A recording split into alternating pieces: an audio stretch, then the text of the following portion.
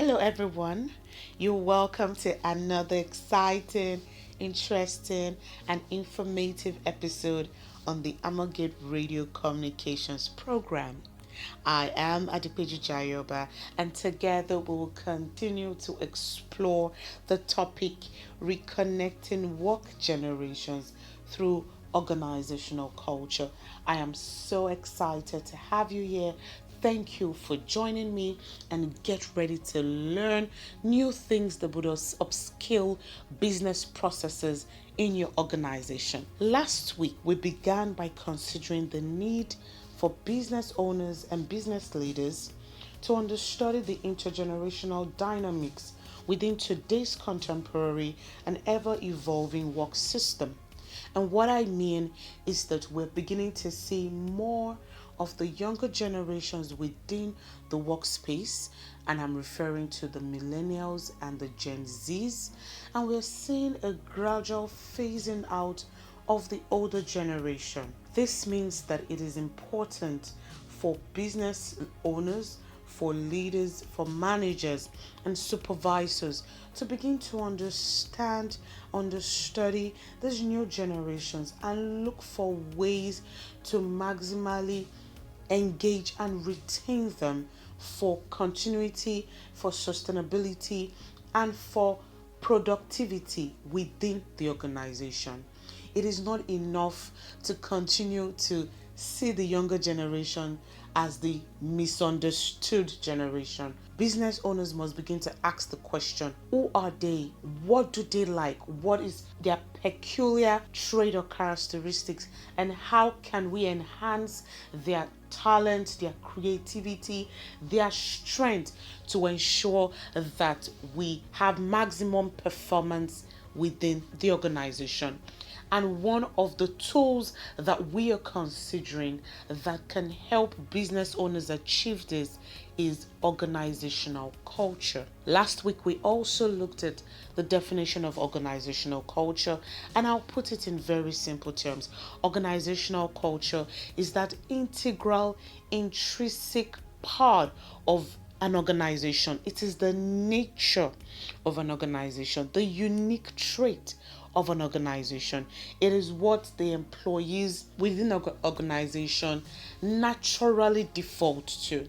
I would say that it is the unique brand, the unique trait of an organization that differentiates it from other organizations. And we also looked at the importance of organizational culture within the workspace. One of the things that we considered is that having a strong culture within an organization can foster employee engagement, it can nurture innovation, it gives the employees a sense of identity, and ultimately it reconnects the workforce.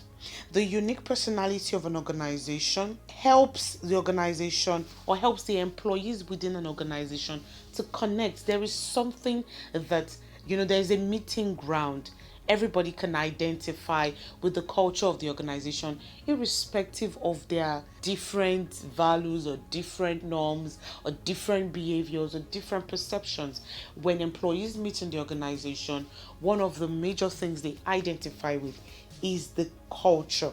So it means that the culture of an organization, even though it is invisible, it is powerful enough to influence the behaviors, the patterns, the attitudes of the employees within the organization. As individuals come into contact with different businesses or companies or organizations, one of the first things they come in contact with is the culture of the organization. A very good example is when you walk into any business or walk into any office space. One of the first things that you're likely to notice is their dress norm. You're likely to notice how they respond to clients, One of the things you're likely to notice is the stories that they tell about their organization or how they go about business processes. Do they tell you to fill forms, or they just attend to you,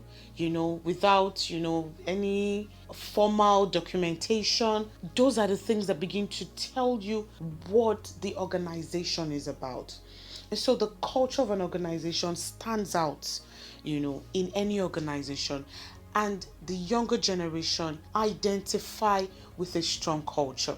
They love to work in an organization that has a strong culture. So it means that as a business leader or as a business owner, you must look for ways to build, to implement, and to engage a good and a strong culture within your organization. This week, we're going to be considering the characteristics of a culture within an organization. When I'm talking about characteristics, I'm talking about the distinguishing trait or quality or property that your culture can adopt within your organization.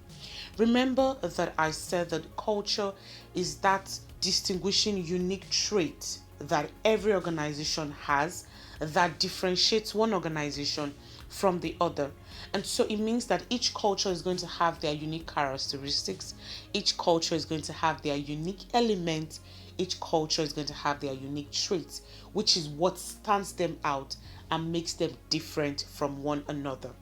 Now, before I go on, one of the things I would like us to know is that there are certain elements that are common to every form of culture. What I mean here is that if you're going to have a strong culture within your organization, there are certain elements that must be put in place. Else, your culture is likely to fall through or is likely to not be generally accepted by everyone within the organization. One of the things I would like to reiterate is that before you can call a pattern or an attitude or a behavior a culture within your organization, it must be something that it is widely accepted and widely shared. Everybody must accept it. So what are the elements that you want to put in place to ensure that that uniqueness that you desire is generally accepted by everyone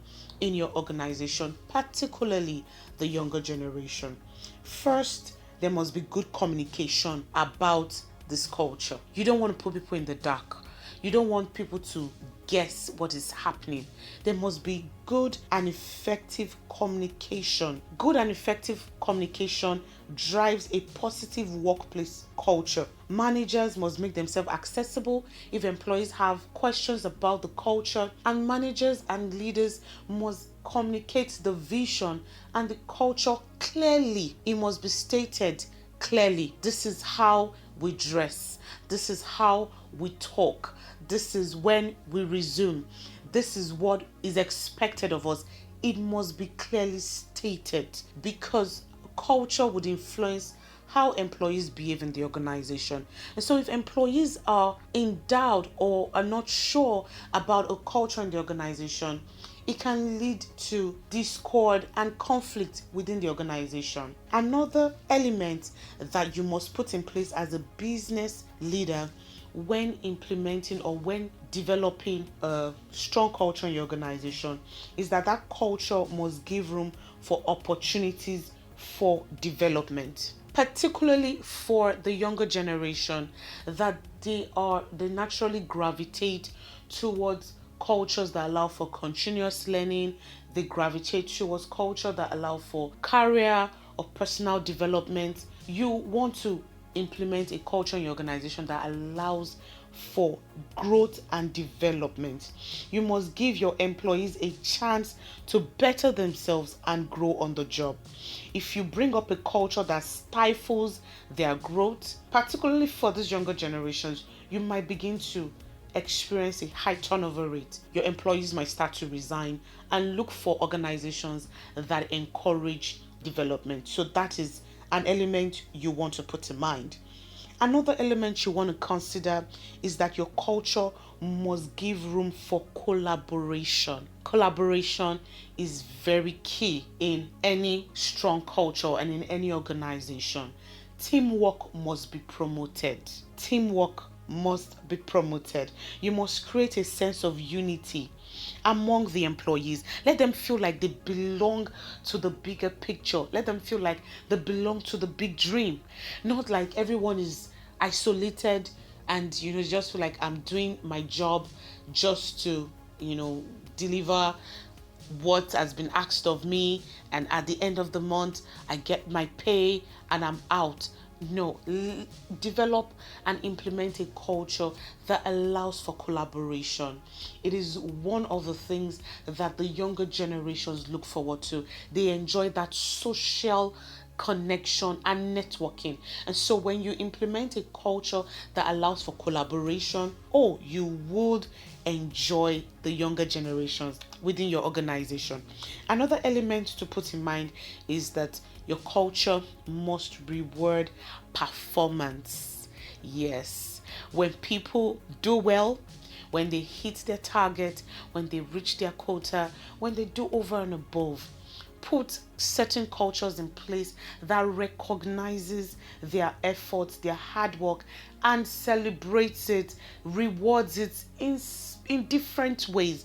It can be a paid vacation, it can be, an extra leave with pay, it can be bonuses, whatever works for your organization.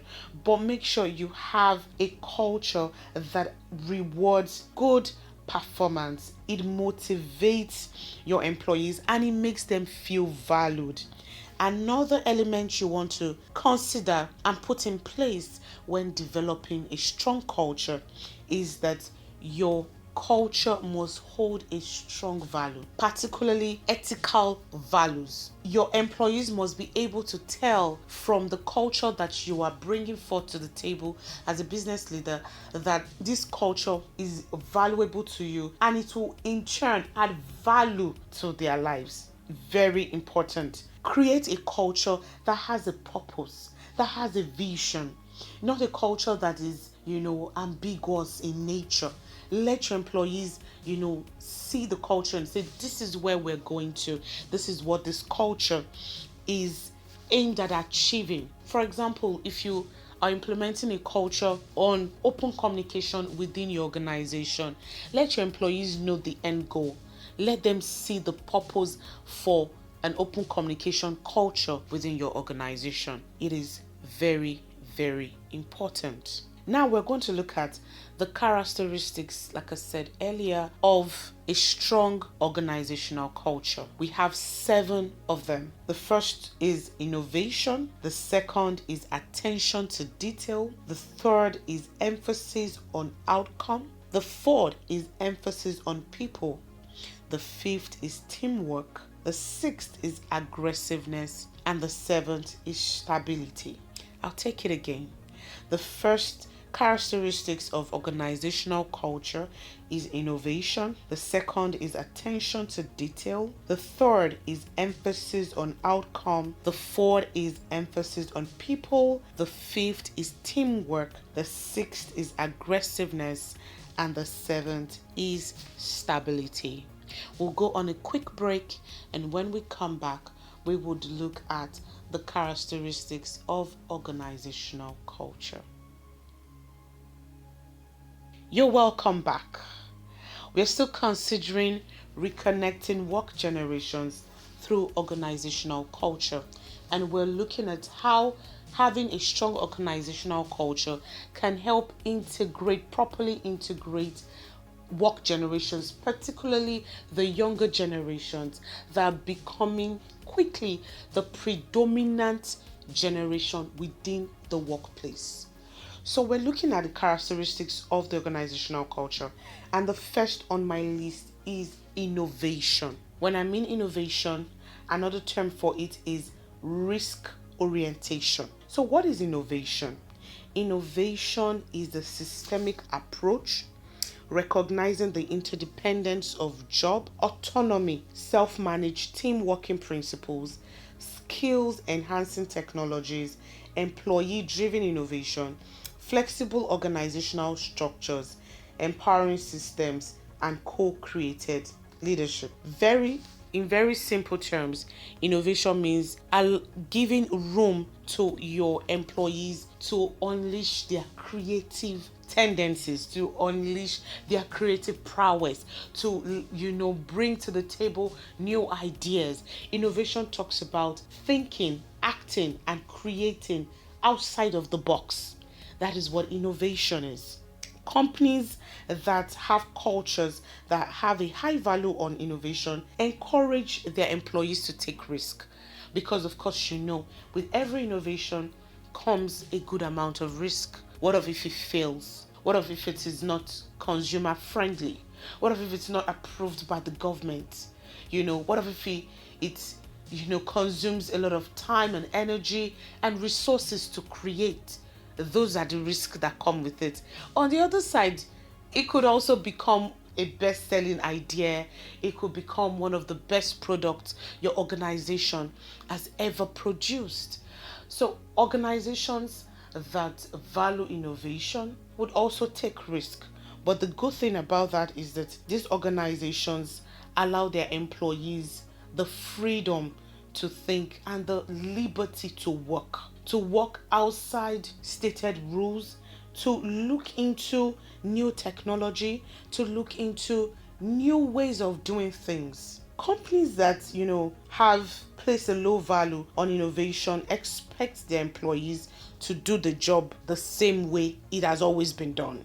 And so it means that the culture of an organization can either be high on innovation or low on innovation. Organizations in today's world should be willing to take calculated risk. Today's world has become so dynamic, it is ever evolving, and it is highly competitive. You release a product, give 2 weeks, 1 month, another company is producing or releasing the same product or probably even a better prototype. So organizations in today's world must be ready to take risk if they want to stay ahead in the marketplace.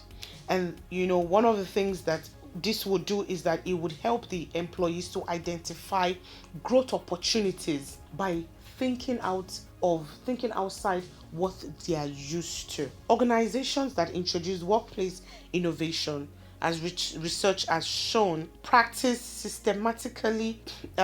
Research has shown that organizations that introduce workplace innovation gain 20 to 60% improvements across a wide range of business indicators, from productivity to employee health, engagement, and well-being. So what are the examples of sectors or industries that place high value on innovation? Top on our list is the technological industry. They're coming out with new gadgets, new technology, new systems, new AI, new softwares. They are always updating, getting better at what they do. So the technological, industry. Then we have the fashion and the design industry. New designs are always coming up, new fashion styles are always coming up. The pharmaceutical industries also have placed a high value on innovation. And then you have the food based industries, very correct. New recipes, new ways of cooking, your mama's dishes are always coming up. So they place a high value on innovation. So if you work in such organizations, you want to make sure that innovation is top on the list of the elements or the characteristics you're implementing in the culture of your organization. I'll also be considering another characteristics, and I'll be talking about stability. And this talks about rule orientation. Now, a company that places a high value on stability is predictable and bureaucratic in nature. It is the opposite of the innovation, or the risk orientation characteristics. They do things by the book. This is how it is being done, and this is how it will continue to be done. Organizations that have a high value on stability provide consistent and predictable levels of outcome and operate best in non-changing market conditions. Stable cultures within organizations are predictable, they are rule oriented, they aim to coordinate and align individual efforts to greatest levels of efficiency. With stability or rule orientation characteristics, there is minimal risk. And that means for the organizations, you have a lower risk of wasting time or wasting energy or wasting resources. You follow a pattern that has been proven again and again, and you follow it. This is what works for us, and we follow this pattern, and we get the predictable desired result. That is for stability. And so if you place high value on stability, it might limit innovation, but the good thing about your organization is that your culture will be stable, your outcomes will be predictable.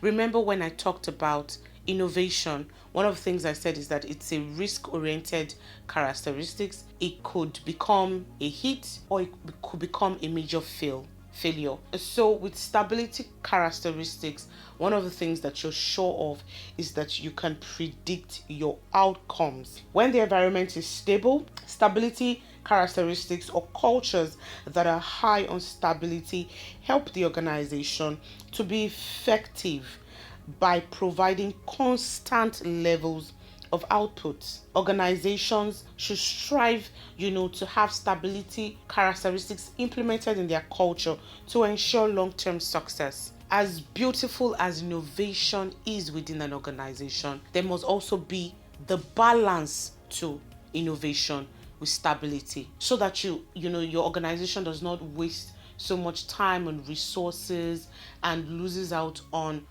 productivity. It is great for employees to think out of the box. It is awesome for them, to look for new ways of doing things, but there must also be proven practices and processes that deliver desired, expected results, because it is your stability culture that makes for long-term successes. You must never forget that. Now, what is one of the ways that stability can be achieved within the organization?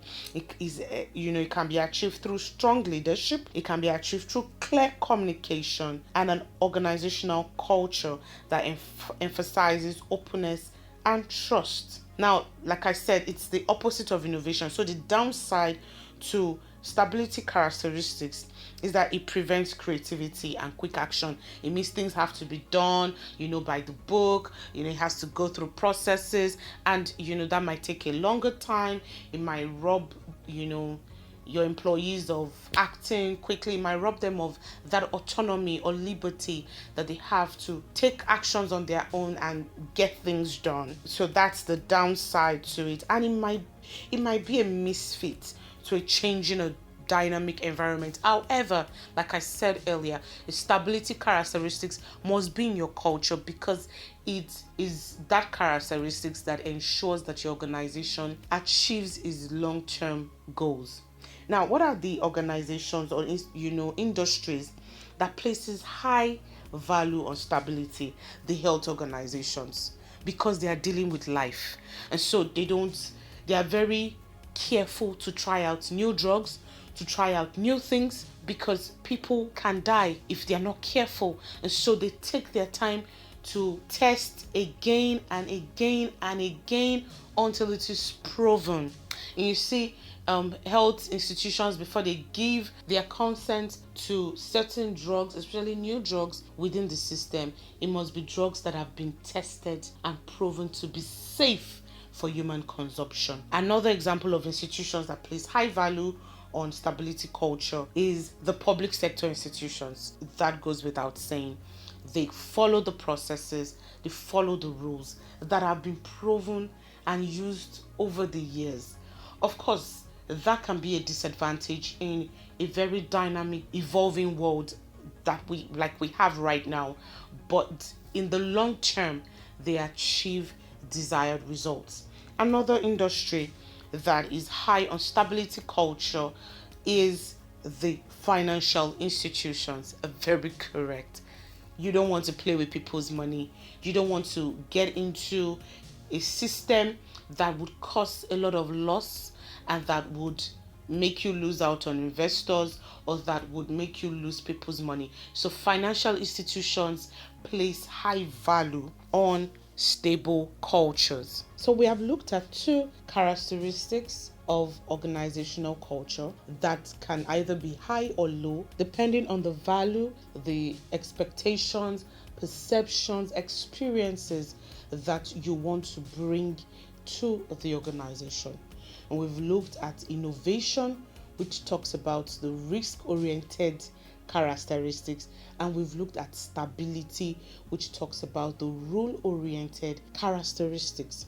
Now, very quickly, I want to, give an example to corroborate these two characteristics, and I'll be comparing two organizations or two businesses. I will just give hypothetical businesses. I'll give them hypothetical names. So I will call the first business the Silver Stallion Manufacturing Company, while I will call the second business the Golden Lion Manufacturing Company. Yes, I love animals. That's why I'm using animals as references. So we have the Silver Stallion Manufacturing Company and we have the Golden Lion Manufacturing Company.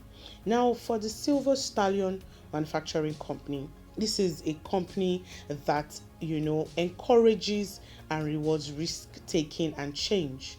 Decisions are made based on intuition, the intuition of the employees, what they believe would work, the newest model that they believe the consumers would like and that would sell in the market, even if it might necessarily not be rational. The management of the Silver Stallion organization prides itself, on history of experimenting with new technologies, new artificial intelligence, new software. They take pride in being one of the first companies, to experiment with the newest technology in town. The managers and the employees within the Silver Stallion organization have a good idea of what is expected and they're encouraged to run with it with little supervision, little to no supervision. It's if you can get it done, get it done. As long as we get the product and we get the results, we are good to go. That is the Silver Stallion organization. And when their intuition does not come through and the products fail, they take failures as learning experiences rather than get discouraged. They are looking forward to trying out the new thing. They are looking forward to experimenting with the new technology. The company prides itself also on being market driven and the fact that they respond very quickly to the changing needs of the customers that patronize them. In the Silver Stallion organization, the management is primarily concerned with high productivity and believes that this comes by allowing the employees have freedom to work. And so they are proud of their reputation as a good place to work. The Silver Stallion Manufacturing Company designs its processes around its employees and around its teams because it believes that if the teams can get it right, the organization can get it right.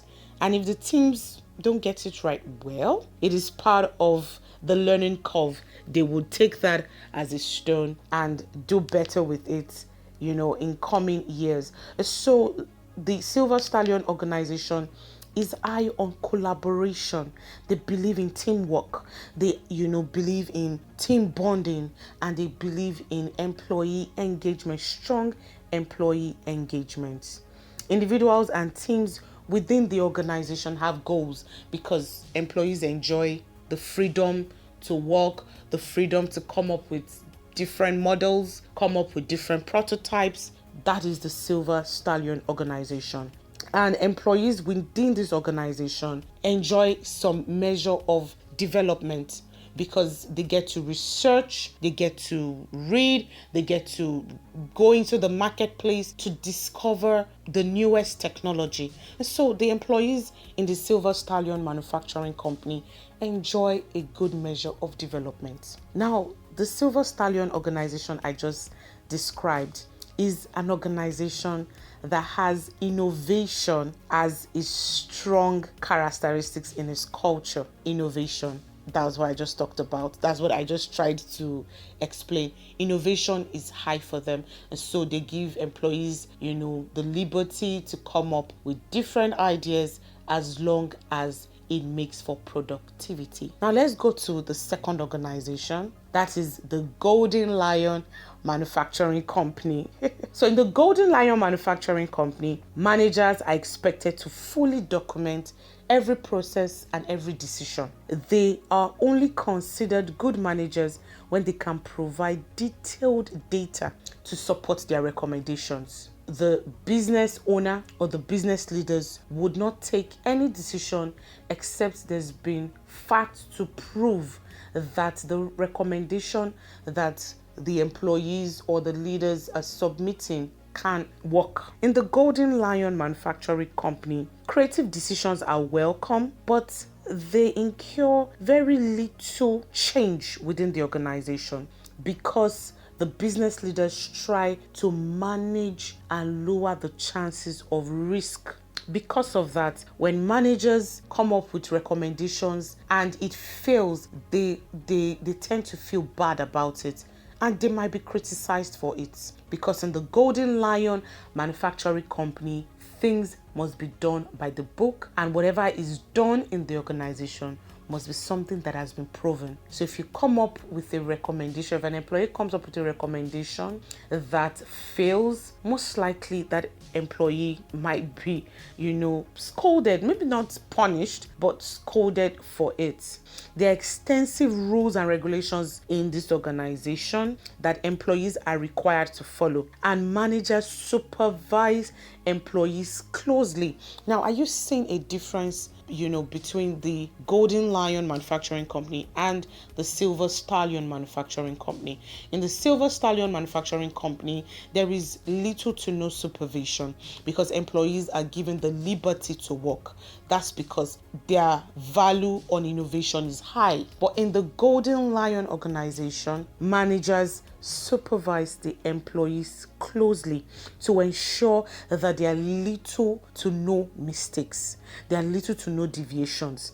Everybody follows the process so that they can get desired outcomes. Of course, in the Golden Lion organization, which is true for every organization, they are concerned with high productivity. However, the way they go about it can impact on employee morale, because even when employees have a new idea, it is seldom welcomed. It's probably accepted but shelved. Follow what we've always done. Work activities in the Golden Lion organization or manufacturing firm are designed most of the time around individuals and not around teams. So around individuals, this person does this, you forward the next process to this person. When you're done with your work, you forward it to the next person. It's mostly an individualistic, setting.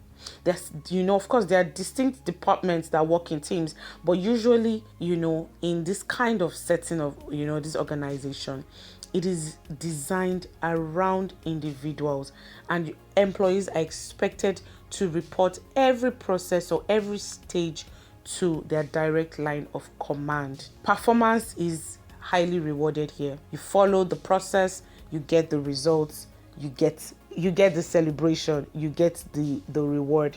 That is it in this organization. And seniority tends to be the order of the day, because there must be a lot of reporting to your direct supervisor. Your supervisor is reporting to the manager is reporting to the business leader.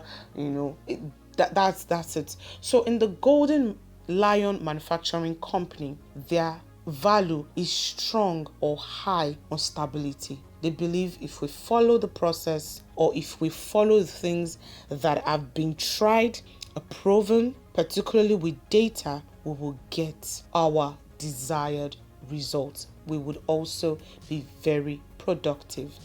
I hope you've learned something new today. Next week, we'll continue to look at the other characteristics of organizational culture, and we'll look at how these characteristics can impact on how your employees relate and adapt to your organization. For questions, for feedback, and for comments, do visit our website at www.theamogate.org.